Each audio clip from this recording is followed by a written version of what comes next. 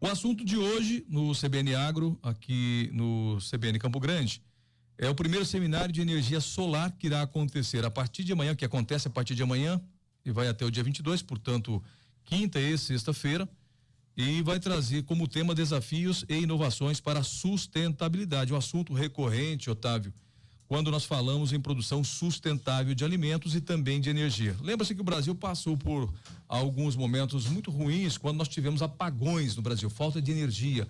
As hidrelétricas não dão conta ou não davam conta de produção de energia pelo alto consumo que temos no Brasil. E aí, quando tem que acionar as termoelétricas, a gente vai para a bandeira vermelha, sobe, enfim, é um problema nesse país ainda.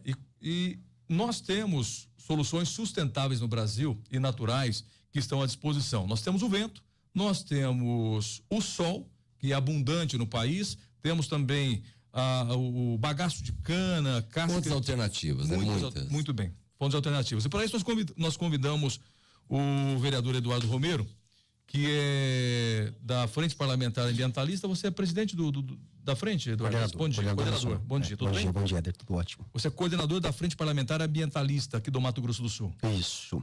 Na verdade, a frente, bom dia, Éder, bom dia, Otávio, bom dia, Lucas, bom dia, Valdir, Luiz, bom dia a todos que nos ouvem aqui na CBN. A Frente Parlamentar de Vereadores Ambientalistas é um movimento nacional que tem como objetivo reunir os vereadores de todas as cidades possíveis, né? Hoje nós temos mais de 700 cidades associadas a essa frente, onde a ideia é que o tema de meio ambiente seja discutido com mais profundidade nas câmaras municipais, inclusive induzindo políticas públicas, seja na criação das comissões de meio ambiente das câmaras, seja em leis específicas de incentivo à sustentabilidade. Muito bem. Bom, recente a ONU divulgou um relatório dizendo que o Brasil é conservacionista. Nós preservamos 66% do nosso patrimônio florestal. Nós podemos mais? Podemos, claro. A vocação do Brasil é essa, né? O mundo olha para o Brasil como uma grande reserva de recursos naturais, de recursos ambientais. Nós temos uma biodiversidade que é invejável no mundo inteiro. Nós temos os biomas como a Amazônia, aqui no nosso caso o Cerrado e o Pantanal, que dão, além de uma identidade estética, dá uma beleza fantástica para o nosso país e dá um outro olhar de economia. Ou seja, a gente atrai olhares do mundo inteiro que vem para cá para pesquisar, para olhar. Nós temos muitas coisas associadas às florestas que ainda não foram pesquisadas e que podem ser soluções para a saúde pública, podem ser soluções para a questão da economia. E aí nada mais justo do que a gente pensar nessa vocação e inverter um pouco as matrizes, tanto energéticas quanto econômicas, né? Que é, por exemplo, o objetivo do seminário. Como é que a gente pode olhar para essa vocação brasileira, para essa vocação no Mato Grosso do Sul, que depende da economia e da sustentabilidade ligada à questão do campo, ligada à questão ambiental, e que a gente precisa ter fontes alternativas. E aí o seminário de energia solar toca um pouco nisso. Como é que a gente pode melhorar a nossa produção sem se transformar em vítimas do sistema de hidrelétricas, que já mostrou que se transformou inviável primeiro pelo custo. Para você fazer uma hidrelétrica hoje, Éder, você precisa de grandes áreas, e aí, Otávio, você vai tirar cidades do mapa, você vai acabar com populações tradicionais, né? Você vai ter impactos ambientais muito fortes e você não vai dar conta de toda a demanda. E a energia solar, que é um potencial riquíssimo, nós temos hoje aí, até assim, a grosso modo a gente diz, o nosso sol é 40% mais forte que o sol da Alemanha, que é referência na energia solar mundial. Isso significa que o nosso potencial é muito grande, mas a gente usa menos de 1% hoje da geração de energia no Brasil com energia solar. Evidentemente que a gente tem que avançar em políticas públicas e desmistificar algumas questões, né? Vamos voltar aqui para o homem do campo. Você imagine quão refém fica o homem do campo, por exemplo, aquele que é o pequeno produtor ou médio produtor de leite, que depende do seu refrigerador funcionando para não perder a sua produção, dá um pico de energia ou queima uma banana na transmissão e o cara fica sem energia, toda a produção do dia ou da semana corre risco de ser perdida. Se ele tem a sua autossuficiência e gera a sua própria energia, ele não tem esse risco, ou seja, ele não tem esse prejuízo, e é isso que a gente quer mostrar para as pessoas. Tá. E quais são as dificuldades de expansão da energia solar no Brasil? Bom, primeiro é entender o que é essa energia solar, né? Nós criamos aí um mito de que a energia solar só é para grandes empresas, parece que ela é algo caro, difícil de ser acessado, e hoje a gente percebe que não. Hoje ela serve tanto para uma casa residencial, quanto para uma pequena e média empresa, quanto para o pequeno produtor, como para o grande. E tem linhas de financiamento para isso. Nós temos tanto linhas públicas, através do BNDES, do Banco do Brasil, como nós temos também linhas privadas que vão ajudando nesse sentido. Depois é entender que, além de ser acessível para todos, ela é algo que não gera impacto. Então eu posso instalar placas solares no telhado de casa, na varanda, né, da minha garagem, eu posso usar uma parte da propriedade que eu tenho, seja ela rural, seja urbana, como espaço dessa produção, e depois entender que tudo aquilo que eu produzi, mesmo que seja mais do que a minha demanda, eu não perco. ele fica em crédito, né? Então, primeiro eu diria que é desmistificar, depois é induzir as políticas públicas para melhorarem. A gente já tem um grande avanço, né? Nós já temos linhas de financiamento hoje para pessoa física e pessoa jurídica, via BNDES. Os custos baratearam muito nos últimos anos, mas ainda precisamos pressionar mais nesse sentido. No Mato Grosso do Sul, nós temos até 2028 a isenção de ICMS garantida para compra e instalação desse tipo de produtos de energia solar. Em Campo Grande, nós temos o acesso pelo IPTU verde, mas que precisa ser modificado, e aí a proposta do seminário é que, a partir do seminário, a gente tenha uma lei de incentivo mais específica em Campo Grande. Então, eu te diria que são 3 aspectos.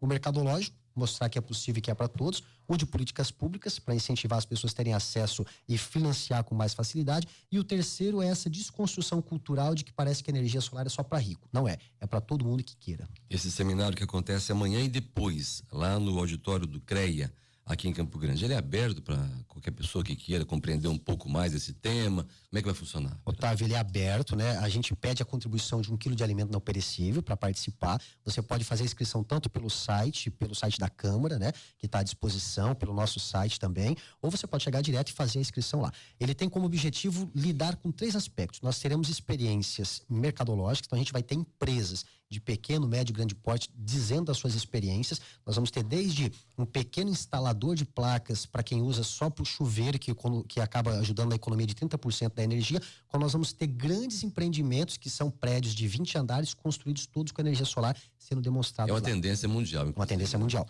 Nós teremos a experiência do setor público, por exemplo, Campo Grande já tem uma experiência num condomínio social que é aqui da cidade, que já usa placa solar e que tem uma expansão prevista pela própria Agência Municipal de Habitação. Tem uma escola também, né? Tem uma escola aqui do estadual que também já utiliza. É uma escola pública, né? Que hoje é referência, foi recém, ela tem menos de 2 meses que ela foi inaugurada, que ela é referência hoje na região toda como o espaço público utilizando energia solar. E teremos também essas linhas de financiamento sendo demonstradas. E uma experiência com o Senai Empresa, que é assim: se você tem dúvida se compensa ou não, leve a sua conta de energia e na hora o Senai Empresa tem uma calculadora que foi desenvolvida por eles, vão fazer as contas e te orientar.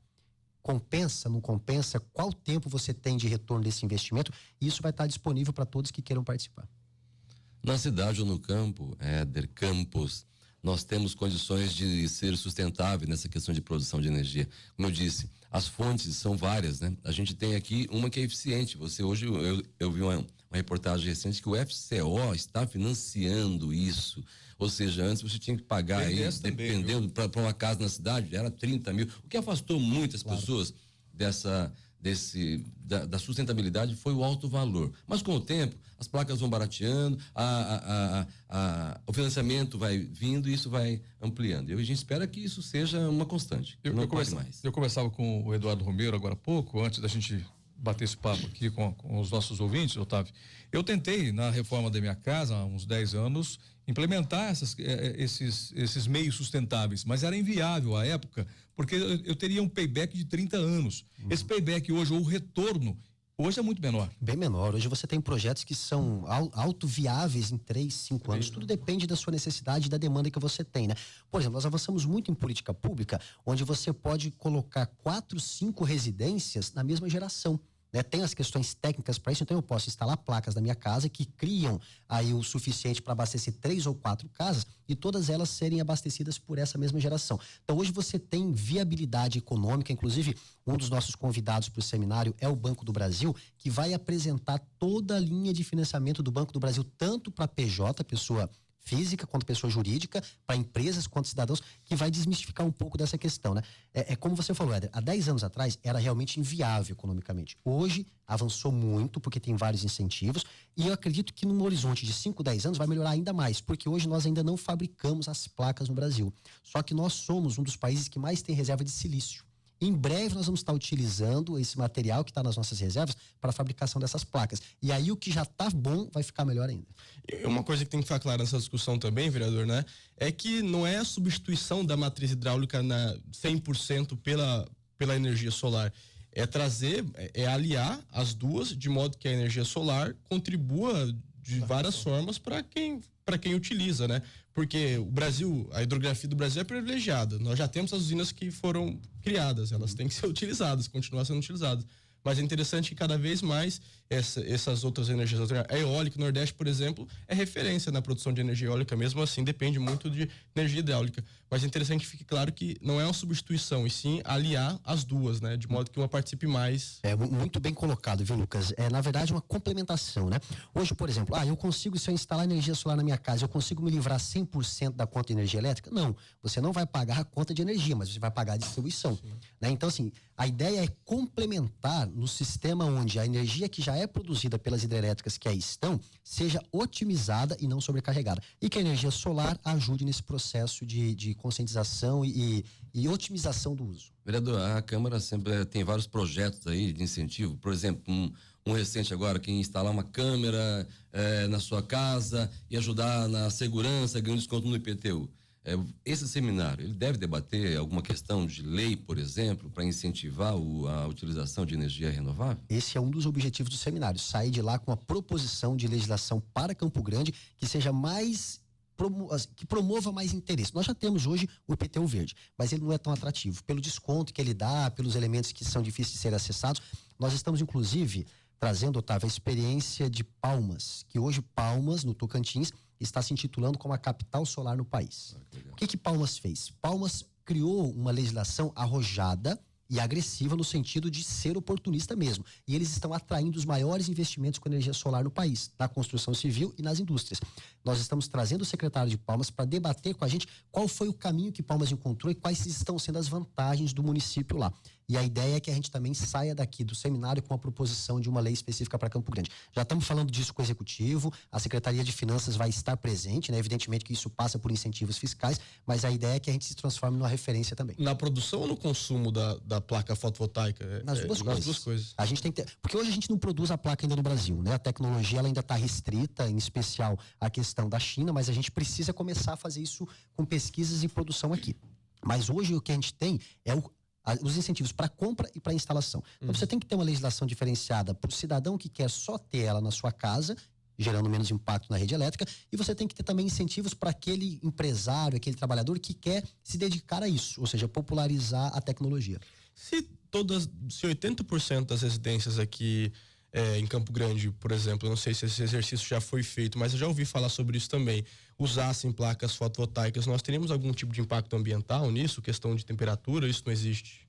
Não, existem muitas especulações, né? Já ouvi falar. A gente volta lá para aquele assunto inicial. Existem muitos mitos ainda sobre energia solar. Como é que se comporta o setor econômico com o cultural? Quando você tem uma novidade sendo apresentada, você cria resistências. E aí quem cria essas resistências vai criando as suas percepções e vai colocando elas como se fossem verdades.